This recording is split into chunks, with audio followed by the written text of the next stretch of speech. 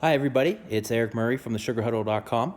Um, I want to talk about the NFC North. I want to do a preview on that all week on the sugarhuddle.com. I did previews for each of the teams, like I've been doing every week. Next week, by the way, I'll be doing the AFC North, so look out for that. And at the end of the week, I'll do a video recapping the AFC North. But anyways, NFC North, it looks like it to be one of the better divisions in football.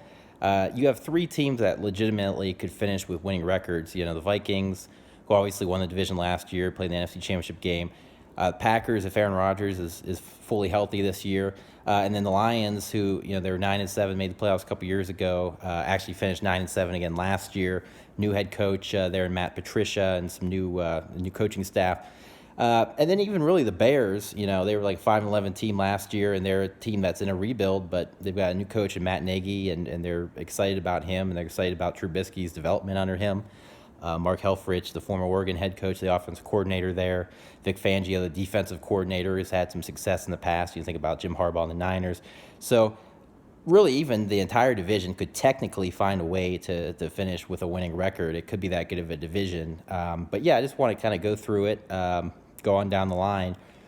I think the Vikings are going to do exactly what they did last year. They went 13-3 last year, ended up winning the NFC North, and they were the 2 seed behind the Eagles in the playoffs. Obviously the big storyline is they got Kirk Cousins this offseason. There's a big Kirk Cousins sweepstakes.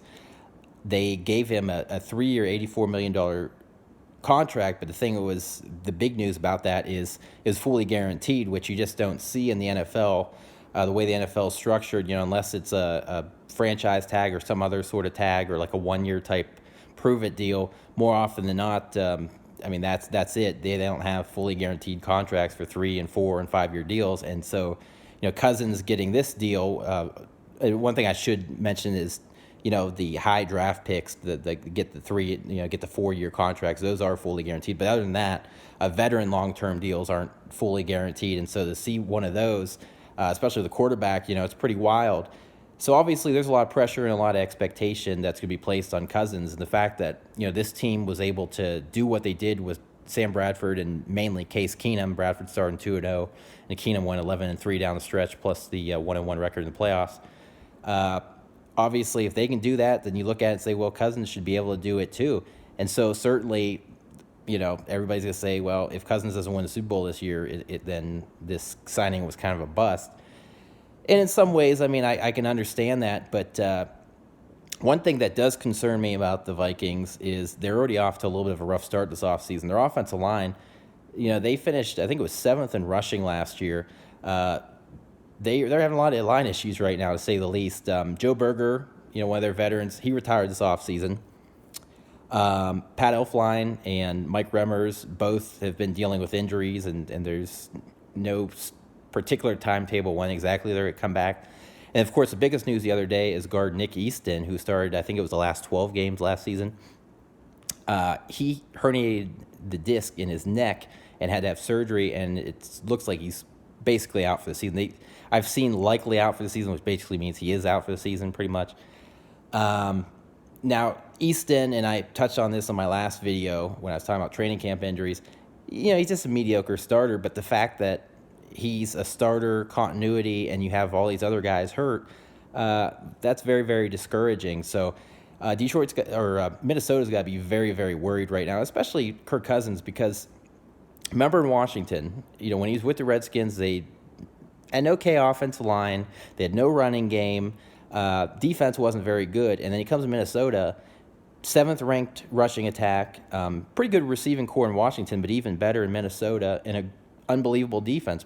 Probably, you have to say they're basically the best in football. Definitely very, very close at the very, very least. And then now all of a sudden he's in a situation where, really can't rely on that offensive line. Remember Dalvin Cook, the really talented rookie running back from last year, the former Florida State product, off to a great start last year through the first 4 games, put up some nice numbers, and he goes down for the season after that, which makes it even more remarkable that they finished 7th in rushing, because I think the year before they weren't very good. So all of a sudden they get Dalvin Cook back. They still got Latavius Murray there.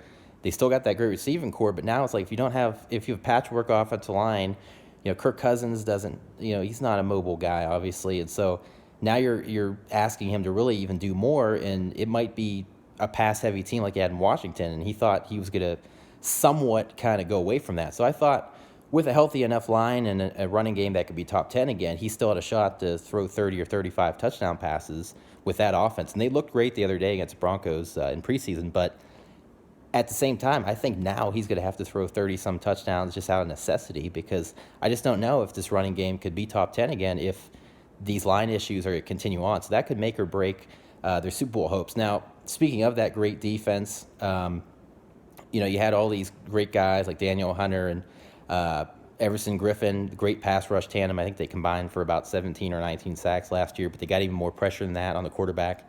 Might have been closer to 20 sacks. But anyways, a lot more pressure on the quarterback than even those numbers. And then, of course, Linval Joseph, who's been great ever since he came over from the Giants a few years ago. But then they go out and they add Sheldon Richardson. Obviously had that great run with the Jets, was a Pro Bowler. Then he fell off, got traded to the Seahawks, and was okay last year. He did kind of bounce back to a certain extent. I think he played better than his numbers appear. But anyways, they give him this one-year deal. I think it was for like $8 million or something. So very, very low risk. And so it's like now if he, goes out and plays hard and he doesn't look lethargic or nothing, and he, can do the best he can, trying to get like a big, long-term type deal. I mean, that defense line is just going to become that much more dominant. And, number one in rushing. I think they were third in 2016. So they should be somewhere in that 1 to 3 range again. That would be a good bet. Linebacking core, there was a weird rumor that Mike, their head coach, I can't remember his name off the top of my head, but anyways, their head coach, dispelled this weird rumor, or Mike Zimmer, okay. He dispelled this weird rumor that they were going to trade away their all-pro linebacker, Anthony Barr, and I was thinking that, I don't know what's going on internally there, but I just thought that would be a really, really bad move, and he shot it down right away. And so anyways, assuming he's still there and, they still have Eric Kendricks, Ben Gideon's their other starting linebacker, but Kendricks and Barr are the two big guys. That defensive line, they've added a little bit of depth to that defensive line as well. It's promising, and that defense can be dominant. Their only real downfall, the thing I noticed last year, is their secondary. They have a lot of talent. Harrison Smith is one of the best safeties in the game still, Pro Bowl guy. Xavier Rhodes is a Pro Bowl guy. Andrew Sendejo is starting to come on from his safety spot, but they were giving up a lot of big passing plays, and that was the one Achilles heel of that defense, and that was the one thing that concerned me in the playoffs. And then, of course, we saw it in the NFC Championship game against the Eagles. I mean, playing against Foles, despite how great Foles was in the postseason, it wasn't like they were going against Wentz. They were going against Foles, and he just completely torched them. And, luckily for Eagles fans, he carried that momentum in the Super Bowl against Patriots. But, they gave up a lot of big plays in that game, and they were giving up big plays throughout the season. And that was the one thing that concerned me a little bit about Terrence Newman coming back, because he's almost 40, and he did some good things, but, coming off the bench, and he played a lot last year, he did get, burned quite a bit, so that did concern me. And then starting ahead of him, of course, Trey Waynes is not really lived up to the expectations as a former first-rounder from a couple years ago. And then, of course, you just drafted Mike Hughes out of UCF in the first round this year. So, obviously, he's going to try to push both of those guys for playing time. And don't be shocked if he ends up starting early on. I'm not saying week 1, but he could end up becoming a starter by midseason. We'll see. So that is my one concern with the Vikings. But overall, I'm looking at this team, and I'm saying, if the line thing can get figured out after a few weeks with the health, and they can kind of hold up the rest of the year, even if they don't, I have them going 13-3 again, but even if they don't because of some of these early injuries, if they can still get to 10 or 11 wins and win the division and get to the playoffs, I still think they have a great chance to go on a run to the Super Bowl. And obviously I'll get more to that, when I do my playoff predictions right before the season starts. Look for that in a few weeks. But I still believe in them, and I still feel pretty good about the Vikings, and I feel good enough that I think they're going to beat out the Packers again. Obviously there's a lot of people that are thinking that, the Packers with Aaron Rodgers, he's coming back, everything else, and there's no doubt how great Aaron Rodgers is. But you got to remember, just like what the Vikings are dealing with now, the Packers have been dealing with injuries the last few years. They have an offensive line that, if you stack them up against the Vikings' entire starting offensive line, completely healthy for both teams, Packers actually have the advantage. But the problem is, so many of those guys have been missing so many games the last couple of years. So you got an offensive line that can't stay healthy. This team that really didn't start committing to running the ball and really getting good at it until last year, with Jamal Williams, Aaron Jones, the two rookies, plus they still have Ty Montgomery, who's starting to emerge. But, when your offensive line isn't healthy, then that exposes Rodgers even more to the chance of getting injured again. Remember, he's going to be 35 in December. So he's still great, but he's not getting any younger. And, who knows if he could re-aggravate, shoulder, collarbone area, or even another injury. You just never know. I mean, he's had a couple seasons where he's missed quite a few games in the last, 4 or 5 years. So who knows? But the other thing concerns me, they let Jordy Nelson walk. They cut him, and he ended up with the Raiders. And again, he's 33, and I get it. They were going to eventually move on from him, but depth all of a sudden isn't really looking that great in Green Bay. It's we'll see at the end of training camp, because there are a couple names I want to mention. But Devontae Adams just got that big contract, I think it was last year, and he's getting better and better. Remember, he had some reliability issues with his hands, but he's continuing to get better, and he's starting to correct those things. And then, of course, Randall Cobb, who some actually thought he was going to get cut too, but he's still there. He's still in his 20s and still a really good player. Remember, Cobb's missed 7 games over the last 2 seasons. Devontae Adams has had repeated serious concussion concerns, and so you have to really worry about that. Remember, I think it was either last year or the year before when he had the one against Dallas, where people were, or no, it was the week before Dallas, and they came back and played the next week. But remember, people were worried that it might be a career-threatening type thing. It was pretty scary. So when you don't really know about those receivers, and then you overhauled your tight end position, but remember, Jimmy Graham, despite going to the Pro Bowl last year and having 10 touchdowns, he only had like 57 catches, and he averaged 9.1 yards per catch. And I think his numbers will improve with Rodgers. But remember, Russell Wilson's also had a couple of career years in a row, so it's not like he's hasn't put up some numbers as well. But Graham is now, I think, about 31, 32, and then behind him they signed Lance Kendricks, who's been a so-so player, and he's 30, 31. And then Mercedes Lewis, who played forever with the Jaguars. He is like 34, 35-ish, and he's not really that productive either. So, he might not even make the team, who knows, but can't feel that great about the tight end position, especially if Graham gets banged up, so you're kind of like back to square one there. And then as far as the running backs, Jamal Williams is promising, and I liked Aaron Jones, but the problem is Aaron Jones had that substance abuse suspension. He's only suspended for the first 2 games of the season, but you have to wonder, is he going to get in trouble again?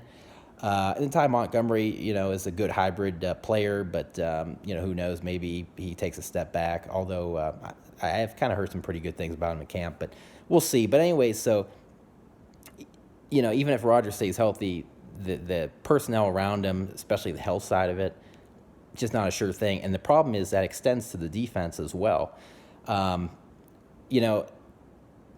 Clay Matthews is 32 now. His production hasn't been particularly good the last couple years. Opposite of him is another former USC Trojan in Nick Perry, who not only was constantly hurt, but wasn't particularly productive his first 4 years in the league, something like that. And he's been in the league about 6 or 7 years now. And the last couple years, he's been a breakout player. He's had 18 combined sacks and a bunch of tackles for loss and all his production. But he's still missing 3-4 plus games a year. He's never had a 16-game season. I think he only averages about 12 or 13 games a year for his career. So you're only going to get so many games out of him, is what history tells us. Clay Matthews has some injuries, older, his production is going down. And then they had a big blow with Jake Ryan, one of their starting inside linebackers. He goes down in training camp. He's done for the season. So now Blake Martinez, who's the other incumbent inside linebacker, he's joined now by a rookie in Oren Burks out of Vanderbilt. Burks was a really, really good player in college. I think he ended up going in the 3rd round to the Packers. But, he's a guy that maybe they thought they could kind of break him in as a really, really good backup inside linebacker. Now he has to start right away, so who knows how that could affect things. And, speaking of former Pro Bowl New York Jets defensive lineman. They have Muhammad Wilkerson, but just like Sheldon Richardson, he's another guy who kind of became lethargic after he got a big contract, became a little bit of a headache, and his numbers went way down. So like Minnesota, if their guy, one of the former Sons of Anarchy, like they used to call those Jets defensive linemen, I think that was a John Gruden thing.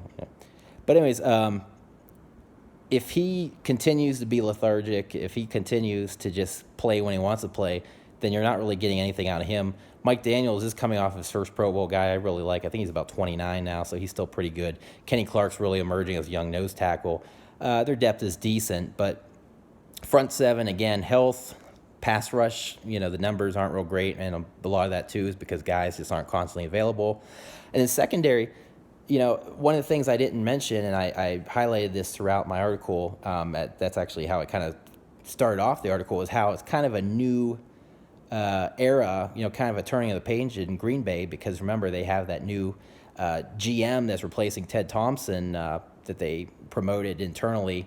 I struggle to pronounce the last name, like Guten Kunst or something weird like that, but he's trying to change things, and Ted Thompson's kind of made some mistakes in recent drafts and things like that. But for the second year in a row, the Packers have let a really, really good starting safety walk in free agency. Last year was Micah Hyde, who, of course, had a tremendous year in Buffalo in 2017. And then this year they let Morgan Burnett go to the Steelers. That was one of the more underrated signings this offseason. Signed for less than $5 million a year to go to Pittsburgh 3 years, 14.5, I believe. So, you lose him. Secondaries, okay. They traded Demarius Randall. They got Deshaun Kaiser. And that's another thing, too, is Deshaun Kaiser and Brett Hundley are your backups, so you can't feel too great about that if Rodgers does go down. It's kind of a make or break without Rodgers. But, yeah, secondary, they've got some decent pieces. But, I don't know, okay secondary. Front seven that can be really good if healthy, big if. And then again, the offensive line, all their injuries, wide receivers, the injuries. There's been a few younger receivers that have stepped up recently. Equanimeous St. Brown, the former Notre Damer, he's looked pretty good in training camp. He's 6'5", 214. He can blow by people. So he looks promising. There's a kid named, I think his name's Jake Kumaro. And then there's that Valdez Spalding that's from South Florida, and he's looked pretty good. So they feel pretty good about some of the younger guys. They end up drafting 3 guys, including the Spalding and the Jamon Moore from Missouri. And then, of course, St. Brown was actually the last of the 3 that they drafted. But still, there's been other young guys they've had in the last couple of years who are still on the roster, like Geronimo Allison, Trevor Davis, who didn't really step up when the guys ahead of them were injured. And so you wonder, are these young guys going to step up? Could they be the key to the Packers getting back to playoffs? Because Packers, some people think they're going to win 11, 12 games, take this division back. Others think at least 10 wins in the playoffs. I actually have the Packers going 9-7 and missing the playoffs. Rodgers, in a full season, the only time he missed the playoffs was his first year as a starter in 2008. They were 6-10. He still had something like 28 touchdowns and 10 interceptions, and it was just the team as a whole wasn't very good that year. It was kind of a step back, rebuild, turnaround thing. That was like Mike McCarthy's. I think that was his second year, because I know he had coached Favre, but or maybe his third year or fourth year, whatever. But anyways, I can't trust the Packers with their health, and I still think Minnesota's a better team, even when you line them up both healthy. Minnesota's totally healthy. If Green Bay's totally healthy, there's not a big drop-off from Rodgers to Cousins, and what I mean by that is Minnesota's just a better all-around football team, better all-around defense. Offensive line is not much of a drop-off, again, when fully healthy. Running game's actually better. Receivers are actually better, even though Green Bay has some pretty good starters still. So I'm going to say the Packers go 9-7, and unfortunately for them, because it's the NFC and not the AFC, 9-7 is not going to get you in. Didn't get you in last year, and I don't think it's going to get you in this year. But for the Packers, going from 7-9 and missing Rodgers for half the season, and then getting Rodgers back, and who knows, he might not be 100% at certain points, and then of course the whole injury thing, and the front office and the coaching staff shake up because your entire coaching staff is pretty much new outside of obviously keeping McCarthy. So 9-7 is not the end of the world. Obviously, it's going to be disappointing for Green Bay and its fans and the organization, but I think they're more of a 2019, 2020 type team. I don't feel great about them again in 2018. So I got them 9-7, and I have them missing out on the playoffs. And then the Lions, who I mentioned 9-7 the last couple of years, I actually have them going 8-8 and finishing third in the division. Some of my concerns with them, I know you want to look at it case by case and everything, but the history of all these Belichick disciples as NFL head coaches just isn't a good one. A few playoff appearances, but generally just not very, all of them have failed. The only one that excelled was Nick Saban, who's obviously done it at the college level. When he became the Dolphins head coach in the mid-2000s, he was like 9-7, barely missed the playoffs the first year. The second year they fell apart and they're like 6-10. And he always says it's because he didn't get Drew Brees. Drew Brees decided to sign with New Orleans, and because Miami wouldn't let Saban, sign Brees or whatever. But point is, even he didn't look that great in the NFL, and I think even now, his personality and being in his mid-60s, I'm not so sure if he gets lured somewhere like he keep hearing every offseason. I'm not sure he's going to do that great, to be honest with you. And think of all these other guys, Mangini and McDaniels and Romeo Crennel and, et cetera, et cetera, et cetera. The list goes on and on.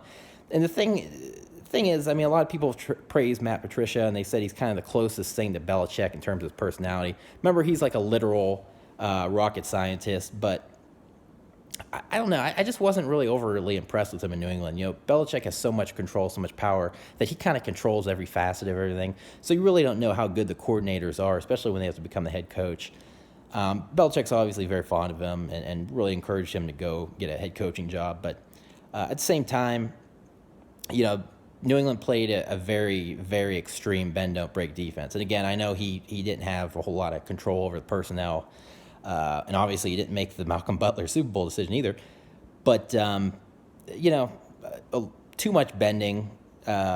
Just even when they won those two Super Bowls, they really weren't that great of a defense. Both Super Bowls, they had a lot of luck because Atlanta completely choked in the fourth quarter, and Seattle pissed it away with that bad play call and that interception and everything else a couple years before that. So I don't know. They're a team that ranked in the 20s, towards the bottom of the league when he was in New England in yards and a lot of these other categories. But then they were like top 5 and 10 in points every year. So that's how you could say, well, he's getting the job done. You can justify it. But he's going to a Detroit team where they give up a lot of yards and they give up a lot of points. So obviously, if you can get the points down, that's a good thing. But again, if they're giving up a lot of yards, you just have to wonder how much better they're going to get, because you don't have Belichick. You don't have Brady. Stafford's a good quarterback, but he's not Brady. And I'm not even really that much of a fan of Brady, to be completely honest with you. That's another conversation for another time. But still, I don't know. I just don't feel great about Detroit. Historically, we know they're a dysfunctional organization. One of the things that concerns me, too, offensively with Stafford is they still really haven't committed to running the ball, and I'm wondering if they're finally going to change that this year. They took Kerryon Johnson out of Auburn in the second round. He's already looking great in camp from everything I hear. But again, all these years where he's throwing 600-plus passes a season, and it's just like, you got to get that down to like 500. You got to make him only attempt like 30 passes a game. You got to have some offensive balance. And, he led the league in shotgun pass attempts last year. Like 76% of his pass attempts were out of shotgun. So I know everybody praises Jim Bob Cooter, their offensive coordinator, but, they've got a pretty good offensive line, but they can't run the football. They can protect Stafford, but they don't have that physicality. They're not running the football. Maybe that'll change with Johnson, but, it just depends on how much Patricia pushes it. Because remember, he comes from New England where they kind of ran the ball when they needed to, but they love to throw it. So maybe Patricia, being a defensive guy, is going to encourage Jim Bob Cooter to keep doing the same thing, which would be a mistake. They need to incorporate the run a lot more, and especially Kerryon Johnson really needs to have a terrific rookie year, have over 1,000 yards, which he's capable of doing. But again, a lot of it's the physicality, how they can make the offensive line, which again, really good pass protection, really talented individual players, but again, they just, they can't consistently run block at all, and especially in the red zone and short yard situations. For anybody who watched that Steelers game, that Sunday night game in Detroit later in the season last year, they had two different possessions where they were at the 1 yard line and they couldn't punch it in, and they went for it on 4th and goal, couldn't punch it in, cost them the football game. So I don't know what I'm getting out of the Lions running game. They still have all those receivers coming back.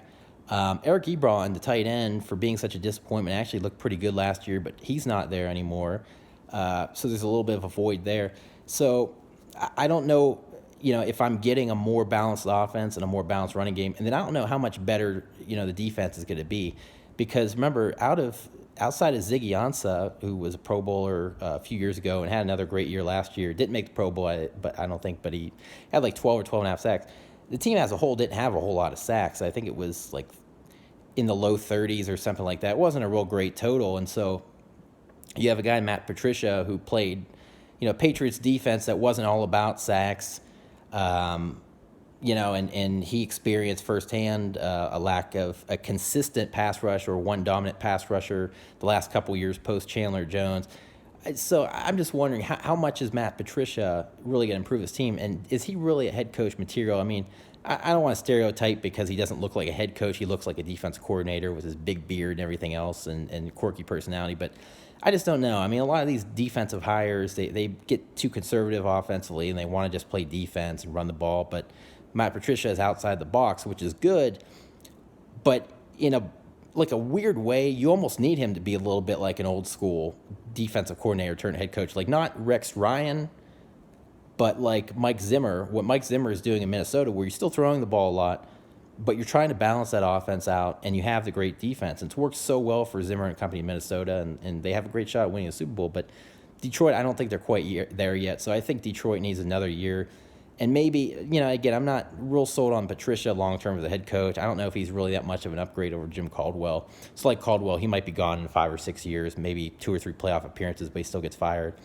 New expectations, different era in Detroit, especially with Stafford, all that money they're paying him. They know that they need to do something. And with Stafford himself, he's a guy that he has all these game-winning drives. He set the single-season record a couple years ago with 8, but single-season NFL record, I should say, with 8. And but this is the thing. He doesn't win any meaningful games. He's a good quarterback, but, he was referred to by Colin Cowherd. And I know a lot of people don't really care for Cowherd, but one of the points that Cowherd made is he calls him Pad Stafford because he puts up the numbers, but he doesn't really win any meaningful games. And even with all his game-winning drives, I mean, it is true. If you go back and look at all the games he won last year, all the 9 games he won, only one of them was against a team with a winning record. That was the Vikings, and then they lost him later in the season, which cost them a shot at the playoffs. The year before, I don't think any of their wins came against teams with a winning record. Again, it might have been one. But that's kind of, that's not a good thing when you have all these chances to beat all these teams with winning records. You're winning 9 games a year, but you're doing it against bad teams. I mean, that's not an encouraging thing. So that does concern me with Stafford. I almost call him Stafford. But so between that and the fact that we don't know if the running game is going to be what it should be this year or if it's going to need another year, not sold on Patricia. Defense has the talent, has the potential, but, linebacking core, you've got a couple of so-so free agent outside linebackers you brought in. In the middle, Jared Davis, who was your first rounder a year ago, who just got abused in coverage and really even wasn't the most physical player. And a lot of people were already wondering, he put up okay numbers, but is he sort of a bust, or I don't know. A lot of people aren't really sold on him. They got some talent and some veterans in the secondary, a really great secondary. And that's the one thing is Matt Patricia is big on turnovers, takeaways, opportunistic defense, and their secondary is their saving grace. When you talk about Darius Slay, they still have Glover Quinn, and they have a couple other guys, but again, that might not even be enough to save them. And even their secondary, I believe, only ranked like 20th in yards allowed and gave up some touchdowns. So even their secondary bends a lot and sometimes even breaks. So I can't give Detroit that 9th, that 10th win and say that they're going to be a playoff team. I think they're going to be like 8-8 this first year. with Patricia. And then who knows, maybe they'll do a little bit better, but I just don't feel great about them. So I'm going to say they're 8-8. And then finally, the Chicago Bears. The Bears. The Bears have a pretty exciting hire in Matt Nagy, a more exciting hire, in my opinion, than Patricia. And Nagy did a great job in Kansas City last year. He was the quarterback's coach for, I think, 2 or 3 years.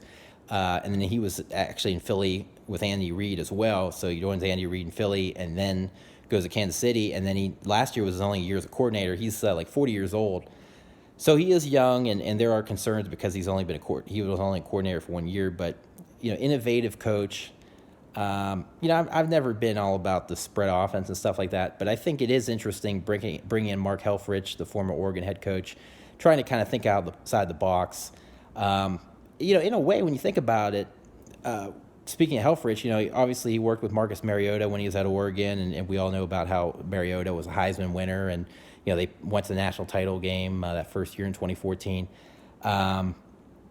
In a way, you can kind of think about it. Trubisky kind of has a lot of qualities that are kind of similar to Mariota. He kind of has similar sort of mobility. Mariota's taller, but not a big drop-off in terms of build and size. So they kind of have mobility, athleticism, both have good arms. They both can do some things, make some plays. So kind of similarities there. And I think when you go from, having a defensive-minded head coach in John Fox, who used to be really good, but is just a shell of himself in Chicago, just couldn't generate any offense. The receivers were terrible. And now all of a sudden, you're bolstering your receiving core. You don't have to just worry about Kevin White anymore because you've added some guys there. Taylor Gabriel was a really good pickup. And then, of course, Allen Robinson. But again, he got lethargic when he got paid in Jacksonville, and then he is coming off that injury. So who knows, what they're going to get out of him because they gave him a big contract. Who knows if he's going to carry enough. So then you got to worry about that. But still, if he shows up, you got Gabriel. And then this is the one thing I really like. Adam Shaheen was a second-round pick out of Ashland, Division II school, about an hour and a half from where I grew up. And, you don't see these Division II school guys that are hardly getting drafted, especially not in the second round. But he's like 6'6", and I think he's listed out like 278 or something. I mean, he's a monster, but he's a great athlete. I think he actually even played college basketball briefly. So he's kind of like this new school, great athletic pass-catching tight end with all this size. And he's a guy who really did nothing his rookie year. Got hurt towards the end of the year, but he had like 12 catches and like 1 or 2 touchdowns. Did nothing. Part of that was a transition to the NFL from Division II. Part of that, too, was just an anemic offense. So he's a guy who could be kind of like, what Nagy had in Kansas City with Travis Kelce. So this could be maybe the next Travis Kelce. You never know. So he could be a big breakout guy. Eventually, I'm going to start doing some articles once the season starts on fantasy football. I'm in the process of getting the website overhauled by a professional web developer, and that new improved website will be relaunched in a few weeks. But the website itself, thesugarhuddle.com, is still up and running every single day. You can go to it right now, thesugarhuddle.com. But the thing is, he could be a fantasy breakout star for it. People who care about that. And, just in general, he could be a breakout player and a future Pro Bowler. So I think that's a weapon you can't overlook. Their offense line keeps getting better and better. They got younger, and they've gotten better.